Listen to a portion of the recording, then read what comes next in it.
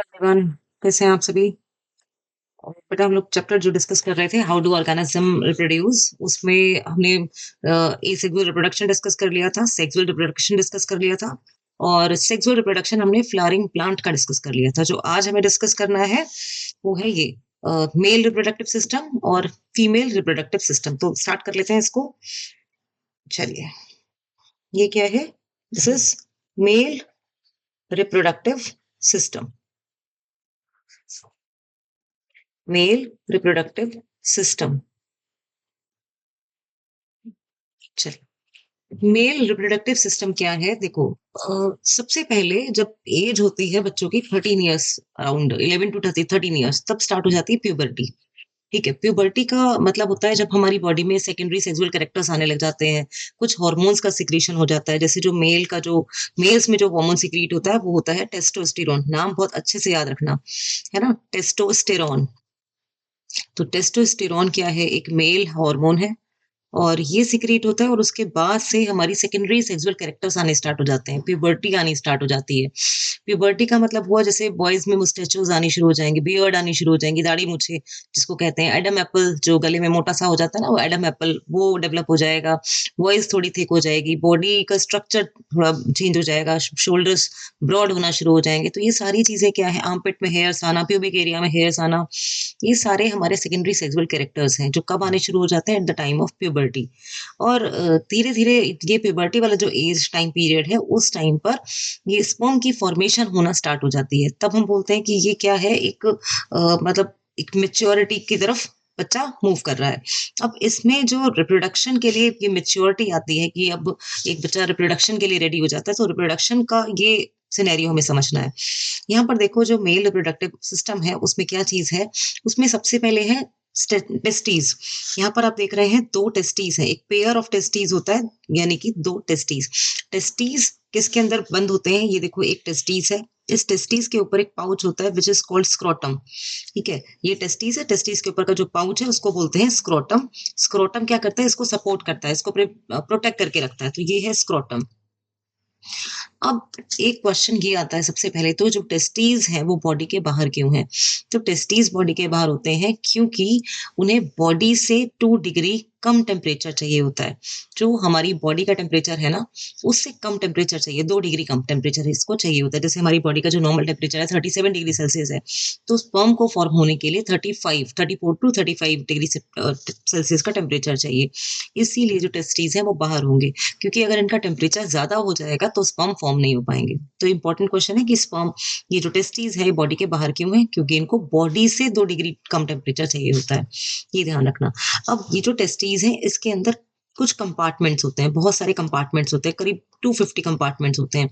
इन compartments के अंदर कुछ सेल्स होती हैं, कुछ ग्लैंड होती हैं, जैसे सेमिनिफेरस ट्यूब्यूल्स, बहुत सारे नाम आपको याद नहीं करने। कुछ ग्लैंड्स होती हैं जो सिक्रीशंस करती हैं और उनकी वजह से क्या होता है? स्पर्म्स का फॉर्मेशन होता है। ठीक है, अब टेस्टीज में स्पर्म बने, क्यों बने? क्योंकि यहाँ पर एक हार्मोन रिलीज होता है टेस्टोस्टेरोन। तो इस टेस्टोस्टेरोन का जो काम है वो क्या है? पहला, सेकेंडरी सेक्सुअल कैरेक्टर्स को लेकर आना, दूसरा स्पर्म की फॉर्मेशन करना, क्योंकि टेस्टोस्टेरोन के फंक्शन पूछे जाते हैं। अब क्या हुआ? स्पर्म टेस्टीज में फॉर्म हुए। अब स्पर्म जब टेस्टीज में फॉर्म हुए तो सबसे पहले इसके पास जो एक ट्यूब है जिसको लेकर निकलती है, उसको कहते हैं वासा एफ्रेंशिया। ठीक है, वासा एफ्रेंशिया। आपने इसमें जो डायग्राम में दिख रहे हैं, बहुत सारे नाम नहीं याद करने, जो मैं बता रही हूँ वो नाम आप याद करेंगे। स्क्रोटम आप याद कर लेंगे, टेस्टीज आप याद कर लेंगे, ठीक है, और वासा एफ्रेंशिया। एफ्रेंशिया जो exit, E for efferentia, E for exit, जो टेस्टीज से स्पर्म को बाहर की तरफ लेकर आ रही है। और जब ये वासा एफ्रेंशिया ऊपर की तरफ मूव करती है ना, तो ये जो ऊपर आने वाली ट्यूब है, ये क्या कहलाती है? Vas deferens. ठीक है, तो वास डिफरेंशिया क्या होती है? जो टेस्टिस से बाहर लेकर निकली है स्पर्म को, और जो ऊपर की तरफ लेकर जा रही है वो क्या है? Vas deferens. अब आप देख रहे हो, क्योंकि दो टेस्टिस है तो दोनों तरफ ये ट्यूब जा रही है। और ये जो ये यूरिनरी ब्लैडर होता है, इस ब्लैडर को अराउंड, ब्लैडर के अराउंड से मूव करती हुई कहाँ आ जाती है? यहाँ। ये क्या है? हमारा यूरेथ्रा। कहाँ ओपन होती है? यूरेथ्रा में। जो मेल्स होते हैं उनका यूरेथ्रा काफी लंबा होता है। आप ये देखो, ये स्टार्टिंग से और एंड तक पूरा यूरेथ्रा ही है। ठीक है, तो ये कहाँ के ज्वाइन हो जाती है? यूरेथ्रा में। दोबारा समझना, टेस्टीज, टेस्टीज में स्पर्म का फॉर्मेशन हुआ क्योंकि टेस्टोस्टेरोन थे, वहां से वास एफ्रेंशियस स्पर्म को लेकर निकली और कहाँ दे दिया उसने? वास डिफरेंस में। वास डिफरेंस कहाँ मिल गई? आगे आके यूरेथ्रा में। यहाँ तक समझ में आई बात? यहाँ देखो ये आके कहाँ चली गई, यूरेथ्रा में, ठीक है? ये आ गई यूरेथ्रा में। एक ही साइड का मैं बता रही हूँ, दोनों साइड से सेम चीज़ें आएँगी, आकर यूरेथ्रा में वो ट्यूब कनेक्ट हो जाएगी। अब ये यूरेथ्रा में जब कनेक्ट होती है, इसके पास कुछ ग्लैंड्स होती हैं, ये इम्पोर्टेंट है, ध्यान देना। एक इस तरह से पेयर में ग्लैंड है गिरी, ये है सेमिनल वेसिकल, मोस्ट इम्पोर्टेंट है, इसका काम बहुत ज़्यादा पूछा जाएगा। सेमिनल वेसिकल, और एक और बात याद रखना, सेमिनल वेसिकल कितनी होती हैं? 2 होती हैं, पेयर में होती हैं, और इनका काम क्या है? नरिशमेंट। ये स्पर्म को सर्वाइव करने के लिए नरिशमेंट प्रोवाइड करती हैं। इसी तरह से दूसरी ग्लैंड है प्रोस्ट्रेट ग्लैंड, ये इंपॉर्टेंट है क्योंकि प्रोस्टेट ग्लैंड केवल एक होती है। ये पूछा जाता है कौन सी ग्लैंड पेयर में है और कौन सी अनपेयर्ड है, तो ये अनपेयर्ड ग्लैंड है प्रोस्टेट ग्लैंड। ये भी नरिशमेंट का काम करती हैं। तो सेमिनल वेसिकल और प्रोस्टेट ग्लैंड स्पर्म को नरिशमेंट प्रोवाइड करती हैं। उसके बाद आ जाता है ये बल्बो यूरेथ्रल, ये भी 2 होती हैं और इनका काम क्या होता है बल्बो यूरेथ्रल का? लुब्रिकेशन। ये लुब्रिकेशन प्रोवाइड करती हैं, है ना? स्पर्म को मूव करने के लिए, और जो वेजाइनल एरिया है उसमें लुब्रिकेशन में हेल्प करती हैं। तो ये बल्बो यूरेथ्रल का काम है। उसके बाद जब ये सारे सिक्रीशंस यूरेथ्रा में आ जाते हैं, तब यूरेथ्रा के थ्रू जो स्पर्म है वो पेनिस से इजैकुलेट हो जाता है, बॉडी के बाहर आ जाता है। तो ये सारा मेल रिप्रोडक्टिव सिस्टम है। और जो एक बार का इजैकुलेशन है, वो जो स्पर्म की फॉर्मेशन है, उसमें मिलियंस ऑफ स्पर्म होते हैं। तो ये जो मिलियन ऑफ स्पर्म है, ये फीमेल जेनिटल ट्रैक्ट में जाएँगे और उसके बाद कोई एक ही स्पर्म होगा जो फीमेल एग को फर्टिलाइज़ कर पाएगा। तो ये सारा मेल रिप्रोडक्टिव सिस्टम था। एक बार शॉर्ट में फिर से समझ लो कि इसका जो फ्लो चार्ट है ये किस तरह से हुआ है। देखो सबसे पहले ये है टेस्टिस, ठीक है? टेस्टिस में क्या था? टेस्टोस्टेरोन। टेस्टोस्टेरोन की हेल्प से क्या फॉर्म हुआ? स्पर्म, ठीक है? स्पर्म कहाँ गया? वास इफ्रेंशिया में,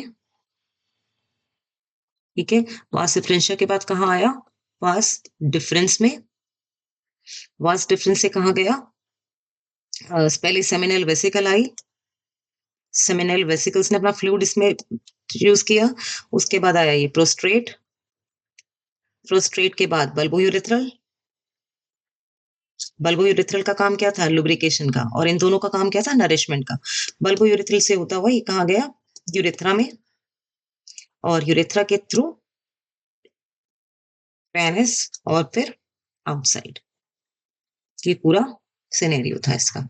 यहीं पर ही आप नोट कर लेंगे कि प्रोस्टेट एक होती है, सेमिनल वेसिकल 2, बल्बोयूरेथ्रा 2। इन दोनों का काम क्या है? नरिशमेंट, नरिशमेंट, और इसका काम क्या होता है? लुब्रिकेशन। वैसे तो बल्बोयूरेथ्रल का काम कम पूछा जाता है, मोस्टली ये पूछे जाएंगे, प्रोस्टेट और सेमिनल वेसिकल का फंक्शन पूछा जाता है, और इसके अलावा टेस्टोस्टेरोन का फंक्शन पूछा जाता है। तो ये था male reproductive system. I hope कि समझ में आ गया होगा, बहुत कॉम्प्लिकेटेड नहीं है, बहुत सिंपल है। डायग्राम भी आप इसका बहुत सिंपल डायग्राम बनाना, बहुत कॉम्प्लिकेटेड सा मत बनाना। जैसे मैंने आपको दिखाया कि ये स्पर्म फॉर्म, ये टेस्टीज बनाकर आप नीचे से यहाँ पर दिखाएंगे कि बहुत सारे फ्रेंशिया लेकर निकली है, बहुत डिफरेंशिया जा रही है आगे। आप इसको बता देंगे कि यूरेथ्रा से बॉडी के बाहर। तो एक सिंपल सा डायग्राम बनाना, बहुत कॉम्प्लिकेटेड करने की जरूरत नहीं है। लेबलिंग परफेक्ट होनी चाहिए, ठीक है? Just focus on your labelling. तो जब भी आप लेबल करते हो ना, जैसे ये सेमिनल वेसिकल लिखा, सेमिनल वेसिकल के साथ में आप डैश डाल के इसका फंक्शन लिख दो, नरिशमेंट। प्रोस्टेट लिखो है, डैश डाल के लिखो नरिशमेंट। बल्बोयूरेथ्रल लगा, ये नाम याद हो जाता है, डैश डाल के लिखो कि ये लुब्रिकेशन में हेल्प कर रही है। तो अगर आप नाम के आगे उनका फंक्शन लिख देते हो तो बहुत ही मीन्स आपका इंप्रेसिव हो जाता है। चलिए नेक्स्ट स्टार्ट कर लेते हैं, female reproductive system.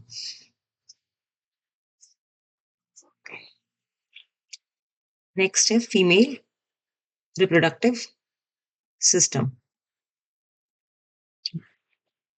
Female reproductive system. चलो देखो, फीमेल रिप्रोडक्टिव सिस्टम का क्या मतलब है? देखो जैसे मेल्स में क्या होता है कि प्यूबर्टी जब आती है तो टेस्टोस्टेरोन एक हार्मोन रिलीज होता है, ऐसे ही फीमेल में जो होता है हार्मोन, वो एस्ट्रोजन और प्रोजेस्टेरोन, ठीक है? ये 2 फीमेल हार्मोन है, और एस्ट्रोजन और प्रोजेस्टेरोन, ये हार्मोन रिलीज होते हैं। अब ये जो एस्ट्रोजन है, प्रोजेस्टेरोन है, इनकी वजह से ही इसमें जैसे आप कह सकते हो सेकेंडरी सेक्सुअल कैरेक्टर आते हैं। फीमेल में कैसे आएंगे कि उनकी वॉइस चेंज हो जाएगी, ठीक है? वो हेयर्स आने शुरू हो जाएंगे आर्मपिट और प्यूबिक एरिया में। और क्या चेंजेस आएंगे? एग का फॉर्मेशन शुरू हो जाएगा। और क्या आएंगे चेंजेस? कि वॉइस आपकी चेंज हो जाएगी, बॉडी स्ट्रक्चर चेंज हो जाएगा, ब्रेस्ट का डेवलपमेंट हो जाएगा। तो ये सारे चेंजेस आते हैं हमारे प्यूबर्टी के टाइम पे। अब एग का फॉर्मेशन हुआ, देखो यहाँ पर चीजें थोड़ी समझने की हैं। इसको थोड़ा सा ये समझना कि जब एक बच्चा मदर के वुम में होता है, ठीक है? ये मान लो मदर का वुम्ब है, यहाँ पर एक फीमेल चाइल्ड है, ये हमने बनाया फीमेल चाइल्ड। जब ये बच्चे फीमेल चाइल्ड बेसिकली ये साइन होता है फीमेल का, फीमेल चाइल्ड जब ये 3 मंथ की होती है, 3 मंथ की कहाँ? 3 मंथ की मदर के वुम्ब में होती है। हाँ, जब 3 मंथ की प्रेगनेंसी होती है, फीमेल चाइल्ड होती है, तब इसकी बॉडी के अंदर, ठीक है, मिलियंस ऑफ एग्स होते हैं, ठीक है? मिलियंस ऑफ एग्स होते हैं और उसके बाद जब इसका बर्थ हो जाता है, बर्थ से लेकर प्यूबर्टी आने तक वो एग कम हो जाते हैं, कुछ थाउजेंड में एग बचते हैं, 60 टू 80,000 करीब एग बचते हैं, बाकी वो डिस्ट्रॉय होते चले जाते हैं। इसका मतलब ये हुआ कि फीमेल की बॉडी में बर्थ से पहले ही एग फॉर्म हो चुके थे, ठीक है? अब क्या हुआ, जब ये बच्ची प्यूबर्टी की एज में आई, तो प्यूबर्टी की एज में आई, तब वो एग ओवरी से रिलीज होना शुरू होगा। अब ये ओवरी से रिलीज होने का क्या सिस्टम है, यहाँ देखो, ये होता है फीमेल का रिप्रोडक्टिव सिस्टम। क्या है इसमें, ये इसी तरह से सिंपल सा स्ट्रक्चर आप बनाएंगे। सबसे पहले तो आप देखो, ये है ओवरी, इसको कलर चेंज कर लेते हैं। चलो, ये है ओवरी। कितनी ओवरी है? 2 ओवरीज हैं, ठीक है? इन दोनों ही ओवरीज में बहुत सारे एग्स हैं, ठीक है? बहुत सारे एग्स हैं। अब मंथली क्या होता है, मंथली इसमें से एक एग डिस्चार्ज होता है और ये भी ऑल्टरनेट होता है, एक बार राइट ओवरी से और एक बार लेफ्ट ओवरी से डिस्चार्ज होता है। तो for the very first time जब ये एग रिलीज होता है प्यूबर्टी के टाइम पे, तो उसको हम बोलते हैं मेनार्क, ठीक है? उसको हम बोलते हैं मेनार्क, मीन्स जब फर्स्ट टाइम एग रिलीज हुआ, ठीक है? जब फर्स्ट टाइम एग रिलीज हुआ, तो ये हुआ मेनार्क। अब क्या हुआ, यहाँ देखेंगे, यहाँ देखो, ओवरी से एग रिलीज हुआ कि कहाँ जाएगा, इस तरह की एक ट्यूब में जाएगा, इस ट्यूब का नाम है फेलोपियन ट्यूब। तो ये एग कहाँ आया, यहाँ आ गया फेलोपियन ट्यूब में। फेलोपियन ट्यूब में आया। अब फेलोपियन ट्यूब में देखो, इस पे पहले तो इसके पार्ट समझ लो। यहाँ पर ये क्या है, ओवरी है, ओवरी से एग रिलीज होता है। ये है फेलोपियन ट्यूब। फेलोपियन ट्यूब के बाद जो हमें ध्यान रखना है वो है यूट्रस, जो सबसे बड़ा एक स्ट्रक्चर है, काफी स्पेशल स्ट्रक्चर है, वो यूट्रस। यूट्रस के बाद होता है सर्विक्स और सर्विक्स के बाद होता है वेजाइना। ये फीमेल के रिप्रोडक्टिव पार्ट्स हैं। अब क्या होता है, जब यहाँ से एक एग रिलीज हुआ, हर मंथ एक एग रिलीज होता है, ये एग रिलीज हुआ। अब ये एग रिलीज होकर कुछ टाइम तक वहां वेट करेगा और अगर यहाँ से देखो, और चेंज करते हैं इसको, चलिए, यहाँ से वेजाइनल एरिया से क्या होगी, स्पर्म की एंट्री होगी। तो बहुत सारे स्पर्म एक साथ आएंगे। उसमें से हमारे यहाँ पर ना कुछ फेगोसाइटिक सेल्स होती हैं जो स्पर्म्स को खा जाती हैं, खत्म कर देती हैं, डिस्ट्रॉय कर देती हैं, ठीक है? अब ये इनमें से कोई भी एक स्पर्म यहाँ आएगा और इसके साथ ये जो एग था रिलीज हुआ था उसके साथ फर्टिलाइज हो जाएगा। एक एग, सिंगल एक एग। तो जब एक सिंगल एग, ये एग के साथ ये एक स्पर्म की एंट्री हुई और ये फर्टिलाइज्ड हो गया, तब ये फर्टिलाइज होने के बाद क्या करेगा, एक स्ट्रक्चर बनाएगा, 2 सेल स्ट्रक्चर, फिर 4 सेल स्ट्रक्चर, फिर 8 सेल स्ट्रक्चर, ठीक है? और ये कहाँ आ जाएगा, ये आ जाएगा यहाँ से मूव होके यहाँ यूट्रस की वॉल में। ये यूट्रस की वॉल में आकर इम्प्लांट हो जाएगा। इसके पहले एक बात और समझना, जब ये एग और ये स्पर्म यहाँ पर मिले, यहाँ पर क्या हुआ, फर्टिलाइजेशन। फर्टिलाइजेशन, क्वेश्चन ये बहुत बार पूछा गया है कि फर्टिलाइजेशन होता कहाँ है। तो बेटा फर्टिलाइजेशन कहाँ हो रहा है, फर्टिलाइजेशन होता है हमारा किसमें, फर्टिलाइजेशन होता है फेलोपियन ट्यूब में, ठीक है? कहाँ होता है, फेलोपियन ट्यूब में। तो इसको ऐसे याद रखेंगे, F for fallopian tube, F for fertilization. उसके बाद मैंने आपको क्या बताया कि ये 8 सेल स्ट्रक्चर बनके कहाँ आ जाता है, ये यूट्रस की वॉल में आकर यहाँ पर यूट्रस की वॉल के साथ इम्प्लांट हो जाता है। इसको हम क्या कहते हैं, इम्प्लांटेशन, ठीक है? क्या कहते हैं, इम्प्लांटेशन। तो इम्प्लांटेशन कहाँ हुआ, यूट्रस में। तो 2 चीजें आपने याद रखनी है कि फर्टिलाइजेशन कहाँ हो रहा है, ठीक है? फर्टिलाइजेशन कहाँ होता है, एक सेकेंड, हाँ, तो फर्टिलाइजेशन हुआ फेलोपियन ट्यूब में, ठीक है? और इम्प्लांटेशन कहाँ हुआ, यूट्रस में। इम्प्लांटेशन कहाँ हुआ, यूट्रस में, ठीक है? और उसके बाद फिर ये बच्चा जो भी है यहाँ पर ग्रो करेगा 9 मंथ तक और उसके बाद विजाइना से बॉडी के बाहर आ जाएगा। यहाँ ध्यान देना, ये तो था सिंपल, किस तरह से ये रिप्रोडक्शन हो रहा है, किस तरह से बेबी ग्रो कर रहा है। मैंने आपको बताया जब ये एग पहली बार डिस्चार्ज हुआ तो उसको हम कहते हैं मिनार्क। मिनार्क हुआ, यहाँ पर स्पर्म आ गया, स्पर्म आने के बाद फर्टिलाइज हुआ तो बेबी बनकर वो ग्रो कर गया। व्हाट इफ कि अगर फर्टिलाइजेशन ही ना हुआ होता, चलो इसको हटा देते हैं, ठीक है, फर्टिलाइजेशन भी एक बार हटाते हैं। अब समझते हैं कि यहाँ पर, यहाँ से एक एग रिलीज हुआ, यहाँ आ गया, यहाँ पर एग वेट कर रहा है। जब एग वेट करता है ना, तो हमारे इस ट्रैक को, सर्वाइक्स के इस ट्रैक को ये पता होता है, यूट्रस की वॉल को, कि ये वेट कर रहा है किसके लिए, फर्टिलाइजेशन के लिए। तो उस टाइम पर क्या होगा, ये जो यूट्रस की वॉल्स है ना, ये थिक होना शुरू हो जाएंगी, इन पर ब्लड की लाइनिंग्स बनना शुरू हो जाएंगी। क्यों ये थिक हो रही हैं, ये स्ट्रांग हो रही हैं? क्योंकि इनको लगता है कि अभी स्पर्म के साथ फर्टिलाइजेशन हो जाएगा, तो एक बेबी इम्प्लांट होगा, तो उसको होल्ड करना पड़ेगा, तो ये लाइनिंग थिक होना शुरू हो जाती है। लेकिन स्पर्म नहीं आया, तो ये क्या होगा, फिर ये एग धीरे धीरे यहाँ पर यूट्रस में आएगा और बॉडी के बाहर निकलेगा। तो ये जो ब्लड की लाइनिंग्स हैं, ये लाइनिंग भी क्या होंगी, शेड ऑफ हो जाएंगी, ये लाइनिंग गिरना शुरू हो जाएंगी, झड़ना शुरू हो जाएंगी, और यही कहलाएगा मेंस्ट्रुअल साइकिल। ठीक है, मेंस्ट्रुअल साइकिल। ठीक, तो ये हुआ मेंस्ट्रुअल साइकिल। और at the age of 45 to 50 ये जो प्रोसेस है, क्योंकि हमारे जो एग्स हैं वो खत्म हो जाएंगे, क्योंकि लिमिटेड एग्स हैं, तो ये जब एग खत्म हो जाएंगे तो ये मेनोपॉज साइकिल स्टार्ट हो जाएगी। मतलब कि सबसे पहले जब फर्स्ट टाइम एग आया तो ये हुआ मेनार्क। उसके बाद जब मेंस्ट्रुअल क्या है, मेंस्ट्रुअल क्या है, जो मंथली शेडिंग शेड ऑफ हो रही है, क्या, monthly shedding of uterine wall. जो यूटेराइन की वॉल है, अगर वो मंथली शेड ऑफ हो रही है तो उसको हम बोलते हैं मेंस्ट्रुअल साइकिल। और उसके बाद जब ये खत्म होने लगते हैं तो उसको हम बोलते हैं मेनोपॉज। तो ये तीनों टर्म पूछ ली जाती है। मेनोपॉज क्या है, जब ये रुकने लगते हैं, जब इनका ये डिसकंटिन्यू होने लगते हैं, तो डिसकंटिन्यू ऑफ मेंस्ट्रुअल साइकिल। जब ये मेंस्ट्रुअल साइकिल डिसकंटिन्यू होने लगती है, बंद होने लगती है, एग्स खत्म होने लगते हैं, उसके तब ये धीरे धीरे ये जो आपका ये जो मेंस्ट्रुअल साइकिल है ये बंद होने लगती है, इस पीरियड को हम बोलते हैं मेनोपॉज। तो ये फीमेल की लाइफ में तीनों ही चीजें बहुत इंपॉर्टेंट रोल प्ले करती हैं, क्योंकि बहुत सारे हॉर्मोन्स का चेंजेस होता है, बहुत सारे मूड स्विंग्स होते हैं, तो ये सारी चीजें कभी कभी पेनफुल भी होती हैं, काफी पेनफुल होती हैं। तो ये सारी चीजें हैं फीमेल रिप्रोडक्टिव सिस्टम की।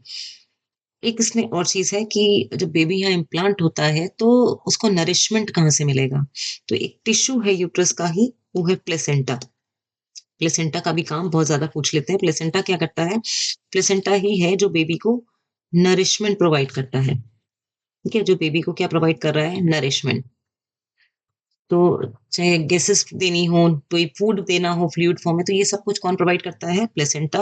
बेबी की बॉडी से जो एक्सक्रीट करना है उसको भी बॉडी के बाहर कौन निकालता है, प्लेसेंटा। तो ये प्लेसेंटा एक टिश्यू है जो यूट्रस की वॉल को यूट्रस के साथ कनेक्ट होता है, यूट्रस का ही टिश्यू है बेसिकली, जो बच्चे के नेवल से लेकर मदर की नेवल तक जुड़ा होता है। ये था female reproductive system. I hope कि कुछ छूटा नहीं है, मुझे लगता है सब कुछ हमने शायद कर लिया है कवर। ठीक है, हाँ, चेक कर लेते हैं कुछ मिस नहीं है। ठीक है, मेनार्की हो गया आपका, मेनोपॉज और मेंस्ट्रुअल साइकिल। ठीक है, इसके बाद लास्ट कुछ टॉपिक है जो देखने हैं, वो है पॉपुलेशन कंट्रोल। ये भी देख लेते हैं। फिर है पॉपुलेशन कंट्रोल। पॉपुलेशन कंट्रोल, अब आप देखो कि मिलियंस ऑफ स्पर्म जब आते हैं, उनमें से कोई एक ही होता है जो एग को फर्टिलाइज कर रहा है। ठीक है, तो एक ही एग अगर फर्टिलाइज कर पा रहा है, तो इसका मतलब आप अपने बारे में अगर सोचो, whether you are a boy or a girl, कि उस एक स्पर्म से हम बने हैं, इसका मतलब हम तो स्टार्टिंग से ही विनर है ना। है ना, कि मेरी भी एक मैम ने मुझे मीन्स जब ये बात बोली तो बड़ी मुझे अच्छी लगी कि हाँ, हम तो शुरू से ही जन्म से ही विनर हैं, क्योंकि इतने मिलियंस ऑफ स्पर्म से वो सारे डिजनरेट हो गए, सारे डिस्ट्रॉय हो गए, केवल एक हम बने। तो इसका मतलब हम बचपन से क्या है, विनर है। तो ऐसी स्पिरिट के साथ हमें काम करना चाहिए। पॉपुलेशन कंट्रोल में क्या है, पॉपुलेशन कंट्रोल का मतलब बेसिकली हम क्या करने की कोशिश कर रहे हैं, बर्थ कंट्रोल। और बर्थ कंट्रोल कैसे करेंगे, बर्थ कंट्रोल कब होगा, जब प्रिवेंट करेंगे फ्यूजन, फट हाँ, प्रिवेंट क्या करेंगे, फ्यूजन। किसका, fusion of sperm and ovum या एग। अगर हम स्पर्म के और एग के फ्यूजन को, मीटिंग को प्रिवेंट कर पाए, तो इसका मतलब बर्थ कंट्रोल हो जाएगी, क्योंकि फिर बेबी बनेगा ही नहीं। तो इसको जो इसको प्रिवेंट करने के कुछ मेथड्स होते हैं, उन मेथड को हम बोलते हैं कॉन्ट्रासेप्शन। ठीक है, कॉन्ट्रासेप्शन। और इसी के लिए कुछ डिवाइसेस होती हैं कॉन्ट्रासेप्शन के लिए, जिसको बोलते हैं कॉन्ट्रासेप्टिव डिवाइस। ठीक है, ये होती है कॉन्ट्रासेप्टिव डिवाइस। कॉन्ट्रासेप्टिव डिवाइस देख लेते हैं एक बार। चलो, कॉन्ट्रासेप्टिव डिवाइस भी बहुत सारी तरह की हैं, देख लेते हैं कुछ। सबसे पहले तो नेचुरल मेथड। नेचुरल मेथड क्या है, जिसमें इजेक्यूलेट कर लेते हैं, इजेक्यूलेट मीन्स पेनिस को रिमूव कर लेते हैं बिफोर इजेक्यूलेशन, है ना। तो रिमूवल ऑफ पेनिस बिफोर इजेक्यूलेशन, तो इससे क्या होगा, स्पर्म की और एग की फ्यूजन नहीं हो पाएगा। उसके बाद नेक्स्ट आ जाता है ये कंडोम्स, है ना। तो इससे भी क्या होगा, प्रिवेंट हो जाएगी meeting. Then intrauterine device. Intrauterine device क्या है, इंटरयूटेराइन डिवाइस जैसे एक डिवाइस जैसे आ जाती है इसमें कॉपर टी, है ना। तो ये क्या होती है, ये कुछ ऐसी डिवाइसेस हैं जो कुछ टाइम पीरियड के लिए यूज की जाती हैं फीमेल की बॉडी में। इससे भी क्या होगा, यही इन सभी का जो बेसिक यूज है वो क्या है, to prevent the fusion of sperm and ovum. तो कॉपर टी ये क्या करती है, यूट्रस की वॉल में लग जाती हैं और उसके बाद ये क्या होती है, बेबी को इम्प्लांट नहीं होने देती हैं, तो फिर क्या होगा आगे, फ्यूजन ही नहीं होगा। आगे देखो, नेक्स्ट आ जाता है पिल्स। इसको कहेंगे केमिकल मेथड। ठीक है, केमिकल मेथड में देखो, केमिकल मेथड में दो तरह का आता है। एक तो आ जाता है ओरल पिल्स, यानी कि कोई टेबलेट खा लो, या फिर वेजाइनल पिल्स। कुछ वेजाइनल पिल्स भी होती हैं जो वेजाइना में रखने के काम आती हैं। तो ये हो गया। इसके बाद एक आता है सर्जिकल मेथड, ये इंपॉर्टेंट है सर्जिकल मेथड। सर्जिकल मेथड में क्या है, सर्जरी। ये सर्जिकल मेथड बहुत अच्छे से करेंगे। सर्जिकल मेथड में दो तरह के मेथड आ जाते हैं, कौन कौन से। एक आता है ट्यूबेक्टोमी, ठीक है, और एक होता है वेसोक्टोमी। वेसोटोमी, अब आप इनके नाम से इनको रिलेट कर सकते हो। ट्यूबेक्टोमी मीन्स ट्यूब को ब्लॉक कर देना।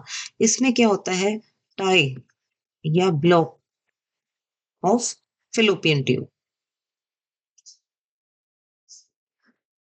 फिलोपियन ट्यूब कैसे, यहाँ देखो ये जो स्ट्रक्चर है ना, ये वाला,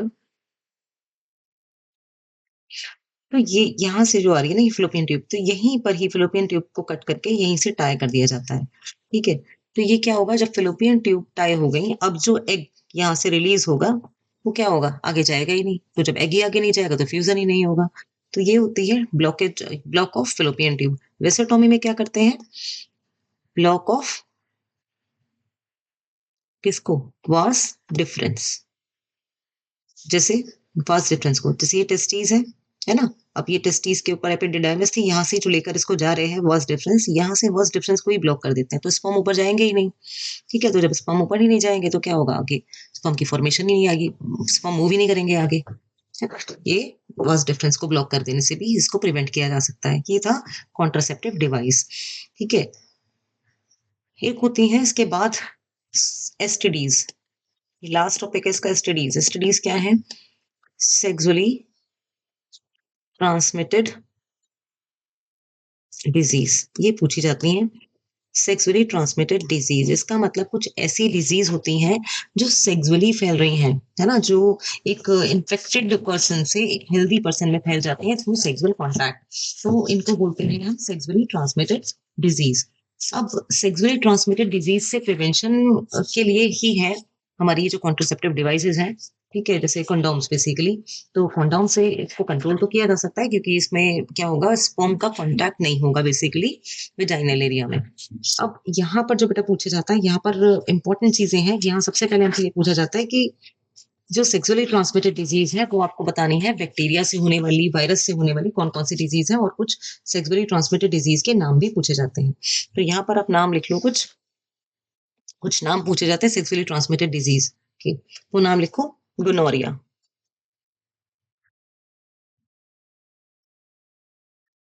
स्पेलिंग एक बार चेक कर लेना भाई। हम्म, तो गोनोरिया। गोनोरिया क्या है, ये भी सेक्सुअली ट्रांसमिटेड डिजीज है। ठीक है, सेक्सुअल कॉन्टैक्ट से फैल रही है, तो ये आप नोट कर लो, गोनोरिया। एक होती है सिफिलिस, एक एचआईवी, ये तो आप सभी को पता है। तो कुछ डिज़ीज़ के नाम आप अच्छे से याद कर लेना। अब गोनोरिया जो है वो कैसी डिज़ीज़ है? ये बैक्टीरिया से फैलती है ना? और ऐसे ही सिफिलिस किससे फैल रही है? सिफिलिस भी बैक्टीरिया से है। और एचआईवी तो आपको पता ही है, एड्स जो फैलाता है वो किससे फैलती है? वायरस से। तो कुछ डिज़ीज़ के नाम आपने याद रखने हैं, ये याद रखना है। इसके अलावा में एक चीज़ और ये पूछी जाती है कि फीमेल चाइल्ड को जो जिसको बोलते हैं, एक तो प्रीनेटल टेस्ट होता है जिसमें बर्थ के पहले ही हम ये टेस्ट करा लेते हैं कि बेबी बॉय है कि बेबी गर्ल है। तो अगर बेबी गर्ल होता है तो उसको मार देते हैं। तो ये एक मिसकंसेप्ट है कि मिसकंसेप्शन है लोगों की कि जो फीमेल है वो फीमेल की वजह से ही एक गर्ल चाइल्ड आ रही है। ये हमने पहले भी पढ़ा है शायद मेंडल के चैप्टर में भी ना, कि जो फीमेल गर्ल चाइल्ड बनती है वो सारा किस पे डिपेंड करता है? फादर के ऊपर। तो ये क्वेश्चन भी आ जाता है इसमें, इसी टॉपिक से रिलेट करके। तो यहाँ तक हमारा ये टॉपिक, ये चैप्टर कंप्लीट हो गया है और मुझे लगता है इस जो भी सीरीज चल रही थी हमारी रिवीजन सीरीज, उसमें मैक्सिमम चैप्टर्स हमने कंप्लीट कर लिए हैं। और अभी फोकस करो सैंपल पेपर्स पर, क्योंकि जितना आपने सिलेबस किया है ना उसके बेस पे आप अच्छे से सैंपल पेपर्स लगा पाओगे। तो जो एक सैंपल पेपर हमारा चल रहा है उसको भी आज कंप्लीट करा रही हूँ मैं। तो वो सैंपल पेपर्स फोकस करो और जितने चैप्टर्स किए हैं उसको बार बार एक बार प्रैक्टिस करो। तो all the best, thank you so much, take care. यहाँ पर इसको कंप्लीट करते हैं। Thank you, take care.